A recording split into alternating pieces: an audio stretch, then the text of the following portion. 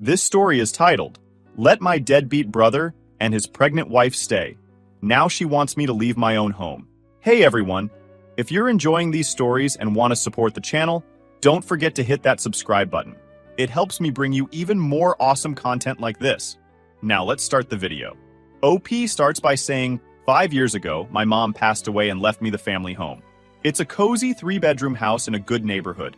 And honestly, it's been my sanctuary since I moved back in. I also inherited a chunk of cash, which has been a lifesaver.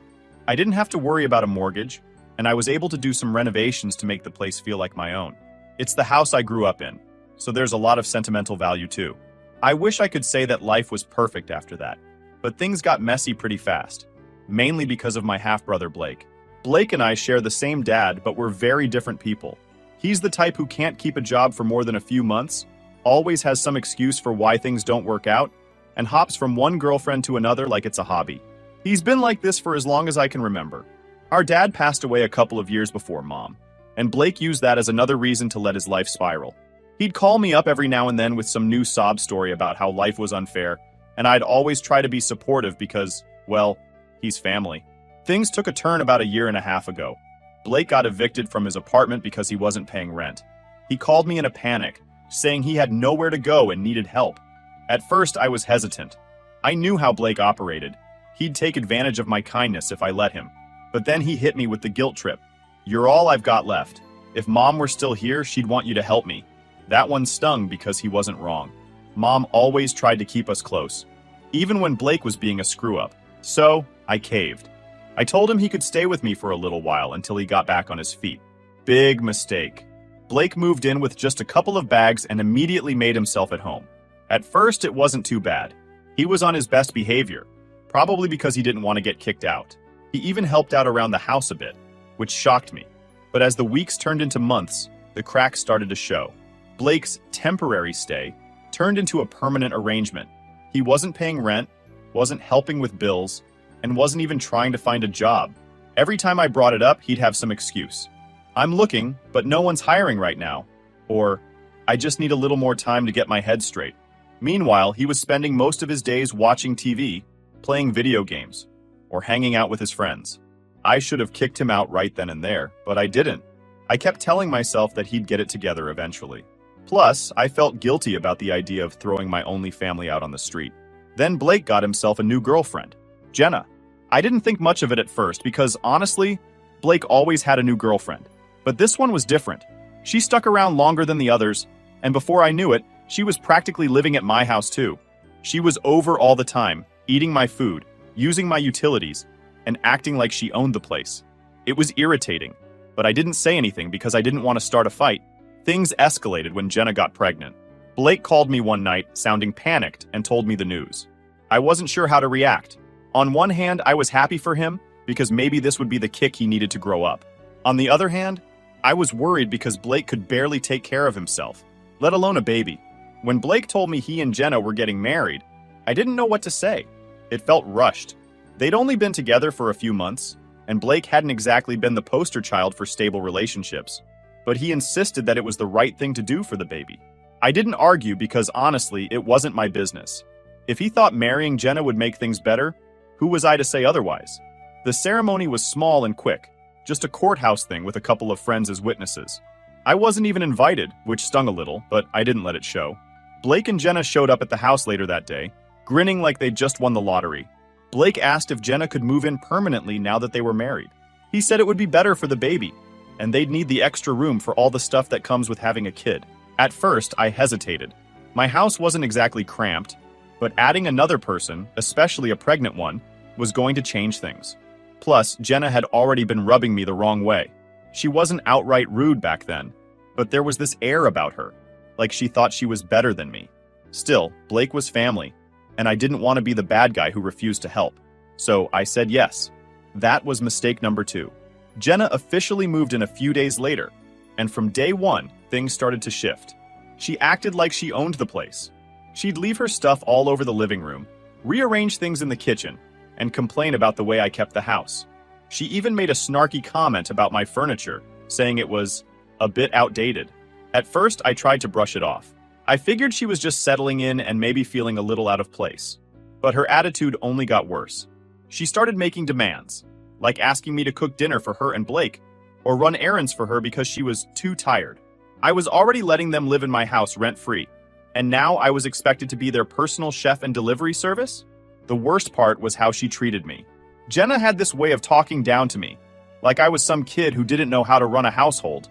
She'd make passive-aggressive comments about how things would be so much better once the baby arrived, implying that my house wasn't good enough for them.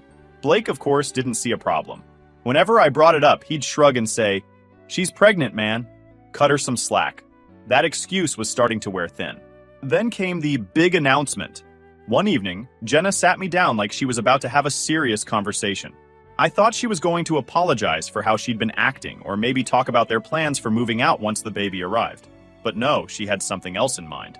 "We've been talking," she said, glancing at Blake, who looked like he wanted to be anywhere else. "And with the baby coming, we think it's best if you find somewhere else to live." I stared at her, waiting for the punchline, but it never came. "Excuse me?" I said, trying to keep my cool. "Well," she continued, "it's just that we need the space. It's going to be really awkward having you here with a newborn. Don't you think it would be better for everyone if you found your own place?" I couldn't believe what I was hearing. "Jenna, this is my house," I said, as calmly as I could. She blinked, like the words didn't compute. "Yeah, but Blake said it was inherited, so it's his too. And since we're married, that makes it mine as well. It's just weird, you know? Living with your husband's brother and a baby." That's when it hit me. She thought Blake owned the house. I turned to him, waiting for him to jump in and correct her, but he just sat there, avoiding eye contact. "Blake doesn't own this house," I said, looking back at Jenna. "I do. I inherited it when my mom passed away. You two are living with me, not the other way around." Jenna's face turned red. "What are you talking about?" she snapped. "Blake said—" "Blake lied," I interrupted. "This house is mine. You and Blake have no claim to it." She looked at Blake, who finally mumbled, "I didn't lie. I just didn't correct her." Jenna didn't say another word. She stood up, stormed off to their room, and slammed the door. I sat there for a few minutes, trying to process what had just happened. I couldn't believe Blake had let her believe the house was his. What was his plan? To just keep the lie going forever? After Jenna stormed off to their room, I thought things might settle down. I assumed she just needed some time to process the fact that Blake didn't own the house, and that they'd been living on my goodwill this whole time. But nope, I was way off. The next morning, I woke up to the sound of shouting. Jenna and Blake were already at it, their voices loud enough to carry through the walls. At first, I tried to ignore it. It wasn't the first time they'd argued, and I doubted it would be the last. But then I heard my name. "Why would you let me think you owned the house, Blake? Do you know how embarrassing this is? Your brother basically called me a freeloader," Jenna shouted. I couldn't make out Blake's response, but whatever he said only made her angrier. She stormed out of their room, slamming the door behind her, and nearly ran into me in the hallway. "Good morning," I said awkwardly, trying to diffuse the tension. Jenna glared at me. "You didn't have to humiliate me like that. You could have just gone along with it." I was floored. "Humiliate you? Jenna, this is my house. Did you seriously think you had the right to kick me out of my own home?" "Well, Blake made it sound like the house was his," she snapped. "How was I supposed to know?" I took a deep breath, trying to stay calm. "Look, I'm sorry if this came as a shock, but the fact is, Blake doesn't own this house. I do. And I'm not going to let anyone, family or not, tell me I need to leave my own home." She didn't respond, just muttered something under her breath and went into the kitchen. I could hear her slamming cabinets as she made breakfast, and I figured it was better to give her some space. But the drama didn't stop there. Later that evening, Blake came to talk to me. I could tell he was uncomfortable, shifting his weight from one foot to the other, like a kid about to confess to breaking a window. "Hey man," he started. "We need to talk about what happened." I crossed my arms and leaned against the doorframe. "Go ahead." "So, Jenna's pretty upset," he said, scratching the back of his neck. "I think maybe you could have handled things differently." "Handled things differently? Blake, are you serious? She tried to kick me out of my own house." "Yeah, but you didn't have to tell her like that," he argued. "You could have just let her think—" "Let her think what? That you own this place? That she has some kind of claim to it? No, Blake. I'm not going to lie to protect your ego. This is my house, and you both need to respect that." Blake looked annoyed but didn't say anything else. Instead, he just walked away, muttering something about how I was making things harder than they needed to be. That night, Jenna packed a bag and left to stay with her mom. She didn't say goodbye, didn't explain, just walked out the door. Blake didn't go after her, but I could tell he was pissed. He spent the rest of the evening sulking in the living room, flipping through channels on the TV without actually watching anything. The next day, things got even worse. Blake was clearly still stewing about the whole situation, and he wasn't shy about letting me know it. "This is all your fault, you know," he said as I walked into the kitchen for breakfast. I raised an eyebrow. "My fault? How is this my fault, Blake? If you'd just gone along with it, none of this would have happened. Jenna wouldn't have left, and things would have been fine." I couldn't believe what I was hearing.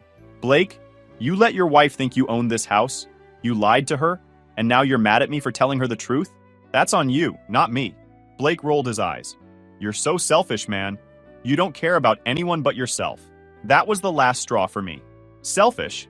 I've let you live here rent-free for over a year, Blake. I've covered your bills, put up with your crap, and now you're calling me selfish? You're unbelievable. He didn't have a response to that, just grabbed his coffee and went back to sulking.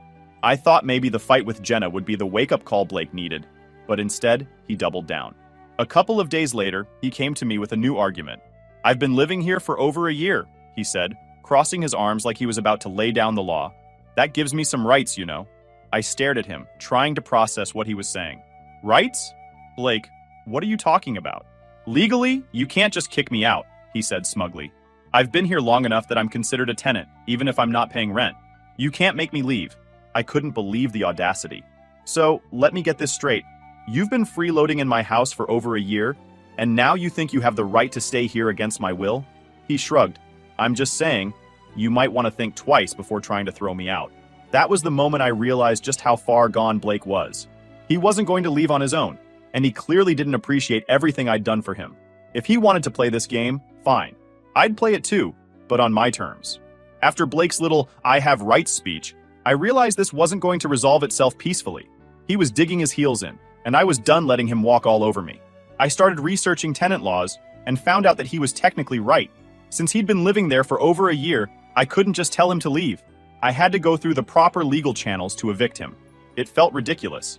This was my house, the home I grew up in, and now I had to jump through hoops just to get my freeloading half-brother out. But if that's what it took, so be it. I sat Blake down the next day to try one last time to resolve things without involving the law. "Blake," I said, "this isn't working anymore. You need to move out. I'll give you some time to figure things out, but I can't keep letting you live here rent-free. You're about to have a baby. You need to get your act together." He just laughed. "Where am I supposed to go? I don't have the money for a new place, and Jenna's not going to let me stay with her mom forever. You're my brother. You're supposed to help me." "I've been helping you for over a year," I shot back. "I gave you a place to stay when you had nowhere else to go. But instead of using that time to get back on your feet, you've been taking advantage of me. I can't do it anymore." Blake rolled his eyes. "Whatever, man. You can't kick me out anyway. I've got rights, remember?" I could feel my blood boiling, but I kept my cool. "Fine. If that's how you want to play it, I'll go through the legal process. But one way or another, you're leaving." That evening, I filed the paperwork to start the eviction process. It felt weird, evicting my own brother, but he'd left me no choice. I also reached out to a lawyer to make sure everything was in order. I wasn't about to risk Blake finding some loophole to stay longer. When Blake found out, he was furious. He accused me of betraying him, of being heartless, of not caring about family. "You're kicking me out when I'm about to have a baby," he yelled. "What kind of person does that?" I didn't take the bait. What kind of person takes advantage of their brother's kindness and then tries to claim they have the right to stay in his house without paying a dime? I shot back. The next couple of weeks were hell. Blake alternated between guilt-tripping me and outright hostility. One minute he'd be apologizing and saying he'd try harder, and the next he'd be yelling about how I was ruining his life. I stuck to my guns, though. I wasn't going to let him manipulate me anymore. The turning point came when Jenna showed up one evening. She'd been staying at her mom's since the fight, but now she was back, and she wasn't happy. "Do you know what you're doing to my family?" she snapped as soon as she walked in. "Blake's stressed out. I'm stressed out. And this is the last thing we need with a baby on the way. Can't you just let us stay until we figure something out?" I took a deep breath. "Jenna, I understand this is a tough situation, but I've been more than patient.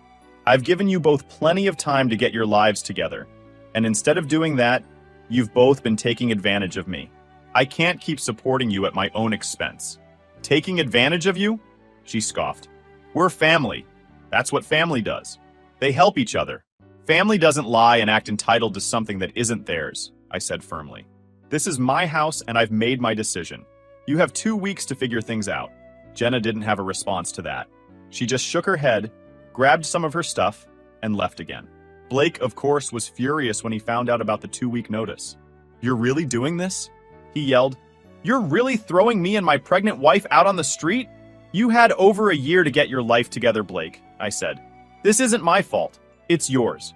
You made bad choices, and now you're dealing with the consequences." He stormed off, slamming the door behind him, and spent the rest of the night sulking in his room. Over the next few days, Blake tried everything to get me to change my mind. He called up relatives to guilt-trip me, saying I was abandoning him in his time of need. He even had a couple of friends reach out to me, telling me I was being unfair. But I stood firm. I'd been more than fair to Blake, and it was time for him to grow up. After weeks of back and forth, guilt trips, and arguments, I finally reached the end of my patience.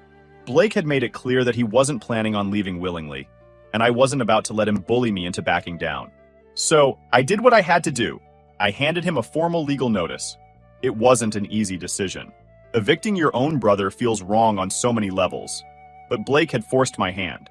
I explained to him that, legally, he had 2 weeks to vacate the premises. If he didn't, I'd have to escalate things to the courts, and that was something I really didn't want to do. When I handed him the notice, he laughed. "You're seriously doing this?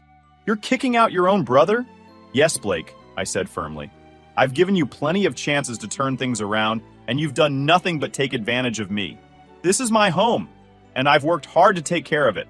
You can't just waltz in here, claim you have rights, and expect me to roll over." He crumpled up the paper and threw it on the floor. "You're unbelievable. Do you even care about family? About my baby? What am I supposed to do now?" I picked up the paper and handed it back to him. "Figure it out, Blake. You're about to be a father. It's time to start acting like one." The next 2 weeks were tense. Blake spent most of his time sulking in his room, or complaining loudly to anyone who would listen. He even tried to bring Jenna back into the house, but I shut that down immediately. "She's not moving back in, Blake. You both need to focus on finding a place of your own." Of course, he tried every trick in the book to delay the inevitable. He called relatives to badmouth me, saying I was throwing him and his pregnant wife out onto the streets. A few of them reached out, trying to guilt-trip me into letting him stay. "He's your brother," one of my aunts said. "You can't just abandon him like this." I calmly explained the situation. How Blake had been living rent-free for over a year. How he'd lied to Jenna about owning the house. And how he'd refused to take responsibility for his life. "I've done more than enough for him," I told her. "At some point, you have to draw the line." The funny thing was, most of the family didn't even offer to take him in. They were quick to criticize me, but not so quick to step up and help. Typical. As the deadline approached, Blake got more desperate. He started making promises he couldn't keep. "Just give me a little more time," he begged. "I'll start paying rent. I'll get a job. I'll do whatever you want, man." I shook my head. "You've been saying that for over a year, Blake. I'm done waiting. The notice stands. You have until the end of the week to leave." When the last day arrived, I honestly wasn't sure if he'd actually go. Part of me expected him to dig his heels in and force me to take him to court. But to my surprise, he started packing. It wasn't exactly graceful. He threw his stuff into garbage bags and muttered curses under his breath the whole time. But at least he was leaving. By the evening, Blake was gone. He didn't say goodbye, didn't thank me for all the time I'd let him stay, and didn't even look back as he walked out the door. He just left, slamming the door behind him like a petulant teenager. The house felt strangely quiet after he left. For the first time in over a year, I had my home back. No more arguing, no more freeloading, no more drama. It was a relief, but it was also bittersweet. As much as Blake had driven me crazy, he was still my brother. Kicking him out felt like cutting ties, and I wasn't sure if we'd ever be able to rebuild our relationship after this. A couple of weeks later, I heard through the grapevine that Blake and Jenna were staying with one of her relatives. I don't know how long that arrangement will last, but I hope it gives them the wake-up call they need to get their lives together. Final update, ... It's been about a year since Blake left my house, and honestly, life has been peaceful. I haven't heard much from him directly, which is by design. I blocked him on everything the day he left. But of course, news travels fast in our family, especially when it's about drama, so I've gotten a few updates from relatives. Apparently, after I kicked him out, Blake and Jenna moved in with one of her relatives. That arrangement didn't last long. From what I heard, Jenna got fed up with Blake's lack of ambition and refusal to step up as a husband or soon-to-be father. I guess freeloading doesn't go over well when it's not family footing the bill. The baby was born a few months after they left my house, a little girl. I'll admit, part of me feels bad for my niece. She didn't ask to be born into this mess, and knowing Blake and Jenna, I doubt she has much stability in her life. Anyway, the big drama came when Jenna filed for divorce. Turns out Blake didn't magically turn into a responsible adult once the baby arrived. Shocking, I know. He couldn't hold down a job, barely helped with the baby, and was still blaming everyone else for his problems. Jenna finally had enough and kicked him out. From what I've been told, she's staying with her mom and focusing on raising their daughter. While Blake is couch hopping again. I heard he tried to move back in with one of his old girlfriends. But that didn't last long either. A few months ago, Blake tried reaching out to me. I got a message request on one of my social media accounts. He must have made a new profile after I blocked his old one. The message was the usual Blake nonsense. Long-winded, full of excuses, and dripping with guilt tripping. He said he missed his big brother and wanted to patch things up. He blamed Jenna for their divorce, said he was going through a rough patch, and asked if he could stay with me again. Just for a little while. I didn't even respond. I blocked the new account immediately. That didn't stop him from trying, though. Over the next few weeks, he sent messages through different accounts, trying to get my attention. Each one was more desperate than the last. He said things like, "You're the only family I have left, and I swear I'll change this time." But I've heard it all before. Blake doesn't change. He just finds new ways to drag people down with him. The final straw came when one of our relatives called me. Apparently, Blake had been crying to them about how I'd abandoned him in his time of need. They asked me why I couldn't just give him another chance. "He's your brother," they said, as if that excused everything. I laid it all out for them. I told them how I gave Blake over a year to get his act together, how he lied about owning my house, how he let Jenna try to kick me out of my own home, and how he showed zero appreciation for everything I'd done for him. "I've done more than enough for Blake," I told them. "If you think he deserves another chance, you're welcome to take him in. But I'm done." That shut them up pretty quickly. Funny how people are always so quick to tell you to forgive and forget, but when it comes to stepping up themselves, they're nowhere to be found. Blocking Blake was the best decision I've made in a long time. For the first time in years, I feel like I can actually focus on myself without someone else's drama dragging me down. Do I feel bad about cutting him off? Honestly, not really. Blake made his choices, and now he's dealing with the consequences. I gave him more chances than he deserved, and all he did was take advantage of me. At some point, you have to stop letting people use you, even if they're family. As for Jenna, I don't have much sympathy for her either. She wasn't exactly a saint while she was living in my house, and she made her fair share of entitled demands. But at least she had the sense to leave Blake when it became clear he wasn't going to change. I hope for my niece's sake that Jenna gets her life together and gives that little girl the stability she deserves. So that's the update. Blake is still Blake, jobless, directionless, and blaming everyone else for his problems. He's tried reaching out multiple times, but I've blocked him every single time. I'm done being his safety net. If he ever truly turns his life around, maybe I'll reconsider. But until then, I'm keeping my distance. Life is too short to waste on people who don't value you or your efforts. For now, I'm just going to enjoy my quiet, drama-free home and focus on myself. After everything I've been through, I think I've earned it.